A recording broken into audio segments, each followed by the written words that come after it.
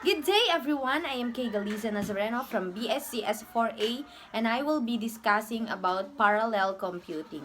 What is parallel computing? A parallel computing refers to the process of breaking down larger problems into smaller, independent, often similar parts that can be executed simultaneously by multiple processors communicating via shared memory. The results of which a combined upon completion as a part of an overall algorithm. So the primary goal of parallel computing is to increase available computation power to faster application processing and problem solving. Parallel computing infrastructure is typically housed within a single data center where several processors are installed in a server rack. So computation requests are distributed in small chunks by the application server that are executed simultaneously on each server. So there are generally four types of parallel computing available from proprietary and open source parallel computing vendors: bit level parallelism, instruction level parallelism, task parallelism, and superwood level parallelism. So let us first define what is a bit level parallelism. So bit level parallelism increases processor and size, which reduces the quantity of instructions the processor must execute in order to perform an operation on variables greater than the length of the word. Next is the instruction level parallelism. The hardware approach works upon dynamic parallelism, in which the processor decides at runtime which instructions to execute in parallel. So the software approach works upon static parallelism, in which the compiler decides which instruction to execute in parallel.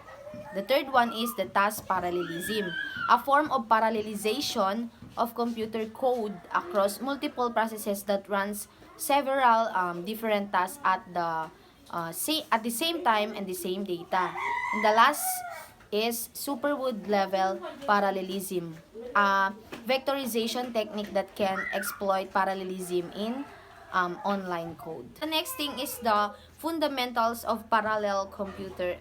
The first one is the multi-core computing. So a multi-core computing processor is a computer processor integrated circuit with two or more separate processing cores. So each of which executes program instruction in parallel. So cores are integrated onto multiple dies in a single chip package or onto a single integrated circuit die. Okay, so the next one is symmetric multiprocessing.